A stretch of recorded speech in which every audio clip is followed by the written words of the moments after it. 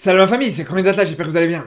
Alors je vous dis la vérité, autant au début, quand le projet de la Super League il venait de naître, j'étais totalement contre. Et je pense que c'était le cas de absolument tout le monde. Je rappelle qu'à l'époque, tout le monde du football il s'est levé contre cette Super League. Et moi-même le premier, j'avais carrément fait une vidéo où je vous disais que clairement, il fallait boycotter cette Super League. Il fallait pas aller dans les stades, il fallait pas regarder les matchs, il fallait pas donner d'importance à cette compétition, tout simplement. Et justement, donnez-moi votre avis là-dessus, on aura l'occasion de débattre sur ça ce soir à partir de 21h sur Twitch. Mais je vous dis la vérité, aujourd'hui mon avis il a complètement changé par rapport à ça. Parce que je vous le dis personnellement, aujourd'hui, je suis totalement pour la Super League. Et ça pour plusieurs raisons. Déjà à la base, moi ce qui me dérangeait avec cette compétition, c'est qu'avec que les gros clubs qui pouvaient la jouer. C'était une ligue qui était totalement fermée, donc les petits clubs ils pouvaient pas rentrer dans cette compétition-là. Et ça, personnellement, ça me dérangeait énormément. Surtout qu'on se rappelle qu'au moment où la Super League voulait commencer à voir le jour, tu sortais de 2 ou 3 Ligues des Champions qui étaient incroyables, avec justement des petites équipes, entre guillemets des petites équipes qui faisaient des très beaux parcours. Il y a eu le parcours de l'Ajax, il y a eu le parcours de l'Atalanta, il y a eu le parcours de Leipzig, il y a eu le parcours de l'OL aussi. Tout ça en l'espace de 2-3 ans. Donc c'est sûr et certain que quand t'as une compétition qui vient apparaître et te dire que là, il y aura que des gros clubs qui vont participer à cette compétition-là, c'est clair que tu vas être totalement contre. Mais aujourd'hui, ce qui est intéressant et ce qui fait toute la différence pour moi, c'est que c'est plus le cas. C'est qu'aujourd'hui, cette compétition, elle s'est ouverte, elle laisse une porte ouverte en tout cas aux petits clubs. C'est que maintenant, si un club veut participer, il va devoir se qualifier. Ça va pas forcément être facile pour lui, il devra mériter cette qualification, mais il y a quand même une porte d'ouverture, et ça c'est intéressant. En plus ils ont trouvé un très bon compromis, parce qu'à la base l'idée de cette compétition-là, c'était justement de voir que les grosses équipes entre elles, que de voir que des grosses affiches quasiment dans cette compétition-là. Mais tu vas continuer à le voir, tu vas voir ces grosses affiches-là, mais à côté, ben voilà, t'auras différentes divisions, tu auras la division 1, division 2, division 3, et si une équipe veut aller dans la première division avec les grosses équipes, elle devra déjà se qualifier en Super League, monter en division 2, et puis monter en division 1, donc on peut être sûr et certain que les matchs qui vont jouer dans cette première division de Super League, ils pourront être que incroyables, ça va être que des matchs exceptionnels, et on peut dire ce qu'on veut, c'est quelque chose qui va donner de l'intérêt à cette compétition. Parce que l'argument de « ouais, si on voit que des grosses affiches, on va finir par se lasser », les gars, faut arrêter au bout d'un moment avec cet argument débile. Je suis désolé, mais c'est un argument qui est complètement stupide, c'est un argument qui a pas lieu d'être du tout. Parce que j'ai jamais vu quelqu'un dire qu'on avait marre de voir des City Liverpool ou des Chelsea Arsenal en première ligue. Ça, c'est déjà une première chose. Ce qui fait justement la valeur et la qualité de cette compétition, qui est la première ligue, c'est tout simplement la qualité de ces affiches-là. C'est qu'il y a énormément d'affiches intéressantes. Et ça, on a beau les voir saison après saison, on s'en lasse absolument pas. Parce que déjà, chaque match est différent. Une fois, ça va être une équipe qui va être en forme, une fois, ça va être l'autre. En plus de ça, en voyant les équipes qui s'affrontent comme ça chaque année, des équipes qui sont en forme au même moment, etc., ça crée des rivalités aussi. On a pu le voir à l'époque avec le Chelsea Arsenal de Mourinho et Wenger, ou tout simplement actuellement, même si c'est une rivalité un peu plus saine, c'est la petite rivalité qu'on a entre City et Liverpool. Et ça, c'est ce genre de rivalité qu'on pourrait retrouver en Super League, avec des équipes qui sont pas forcément du même championnat ou du même pays, mais qui pourraient se retrouver dans cette compétition-là. On a l'exemple, par exemple, du PSG et du Barça, du PSG et du Real aussi, bref, il y en a énormément des exemples comme ça. Et en plus, même si au final, on pourrait commencer à se lasser de voir à chaque fois les mêmes équipes, mais c'est pas un problème, parce qu'il y a un système de division qui fait que, justement, tu pourrais retrouver, des fois, une équipe qui va apporter un petit peu de fraîcheur dans cette première division. Donc c'est vraiment pour ça que je pense que cette compétition, elle pourrait être incroyable. Aujourd'hui, il y en a qui veulent faire les puristes, il y en a qui veulent faire les nostalgiques. Et d'ailleurs, comme je vous dis encore une fois, si vous voulez débattre là-dessus, vous pouvez me rejoindre ce soir, on sera en live à partir de 21h sur Twitch.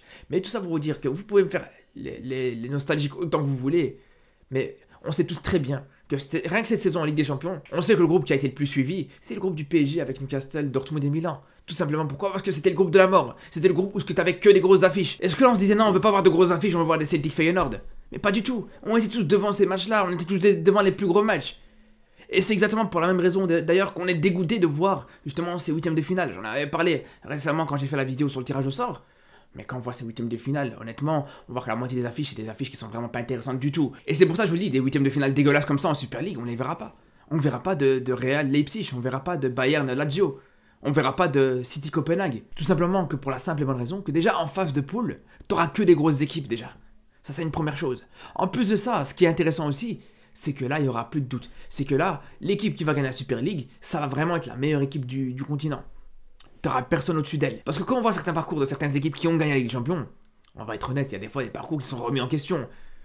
Le parcours rien que de l'Inter qui arrive en finale la saison dernière. Mais là, c'est quelque chose qui sera plus le cas. Parce qu'à partir du moment où tu es en division 1 de cette Super League, t'auras que de grosses équipes. Que ce soit en phase de poule, ou en huitième de finale, ou en quart de finale, ou en demi-finale, ou en finale. Peu importe, ça sera toujours que des grosses équipes. Et même si c'est pas vraiment un grand nom du football, c'est pas un grand club, si le club il se retrouve en première division de cette Super League, c'est d'office un club qui est devenu redoutable au bout d'un moment. Et c'est ça qui est intéressant. Aujourd'hui, je suis désolé, mais on peut pas être contre cette idée-là. Si on aime le football aujourd'hui, on peut pas dire non, on veut pas de ça. Parce qu'en parlant d'aimer le football, le problème aussi, il est là. C'est qu'on se rend compte que, justement, il y en a de moins en moins qui aiment ce sport, qui sont passionnés par ce sport. Et je vous dis la vérité, c'est véridique. On débattait sur la Super League en live, et en parlant avec un gars de la commu, on s'est rendu compte qu'il nous disait une chose qui était hyper intéressante et qui est réelle, c'est que tout simplement aujourd'hui, même si c'est un grand passionné de football, il sent qu'il est de moins en moins passionné par ce sport. Il a plus d'intérêt à suivre la NBA par exemple que de suivre la Ligue des Champions. Et ça, c'est une réalité. C'est pas le seul qui est dans ce cas-là. Il y en a beaucoup qui te disent clairement qu'ils préfèrent suivre l'UFC, etc., que de suivre le foot. Alors que c'est à la base des très grands passionnés de football. Mais moi, même si j'en suis pas à ce niveau-là encore, mais je peux tout à fait les comprendre. Quand tu vois ce genre d'affiche de huitième de finale, mais à quel moment ça va passionner les gens? À quel moment ça va rendre les gens complètement euphoriques, complètement hypés? Mais jamais de la vie, c'est ça le truc. Et justement, quand je parlais de ces huitièmes de finale, il y en a, ils viennent me dire, ouais, mais attends les quarts de finale, à partir des quarts de finale, t'auras des plus belles affiches. Mais justement, là, on parle d'une compétition qui est la Super League, qui propose déjà des belles affiches dès les phases de poule. Pourquoi attendre que le trois quarts de la compétition s'est terminé pour commencer à avoir des matchs intéressants? Pour commencer à avoir des grosses affiches en tout cas. Parce que bien sûr, des matchs intéressants, tu peux en avoir malgré tout, même si c'est pas forcément des grosses affiches. Comme là, il y a des matchs hyper intéressants, comme Dortmund PSV, même si c'est pas une grosse affiche. Mais ça peut être vraiment un match assez intéressant au niveau du spectacle. Mais le problème avec ces affiches de Ligue des Champions, c'est que ça va viser que justement les vrais passionnés de football. Que les personnes qui sont déjà passionnées et qui sont très passionnées. Mais le reste, qui suivent le football de loin, ou qui sont pas encore intéressés au football, mais jamais de la vie, c'est des affiches qui vont les intéresser, ou qui vont leur donner envie de s'intéresser au football. Après, je sais qu'il y en a qui vont venir me dire, ouais, mais on s'en fout qu'il y ait des nouvelles personnes qui s'intéressent au football. Nous, on veut que des vrais passionnés. On veut que des vrais passionnés qui suivent ce sport-là. Mais justement, il est là le problème. C'est que tu peux pas continuer à faire vivre ce sport si tu vois que de moins en moins de personnes s'intéressent. Il faut pas rester dans cette zone de confort et se dire, ouais, aujourd'hui le football c'est le sport le plus populaire au monde, ça risque absolument rien. Parce que on va fermer les yeux et ça peut aller très vite à tout moment. À tout moment, on peut voir justement un autre sport passer devant le football. C'est tout à fait possible, les gars. Bien sûr, je dis pas que ça arrivera l'année prochaine, mais sur le long terme, ça peut tout à fait arriver. Parce que je vous dis, ça commence, il y a de plus en plus de personnes qui commencent à remettre en question leur passion du football. Et on va être honnête, autant moi à la base, je commence à me dire de plus en plus, ouais, la Super League, c'est vrai que ça peut être intéressant, etc. Mais moi, je vous dis, j'espère qu'elle va être mise en place le plus rapidement possible. Parce que je vous dis, la saison prochaine, la Ligue des Champions avec le nouveau format, mais il m'intéresse pas du tout. Mais je vous le dis, franchement, alors peut-être que bien sûr, je vais suivre les matchs, c'est normal, et je vais sûrement me prendre au jeu au fur et à mesure de la compétition.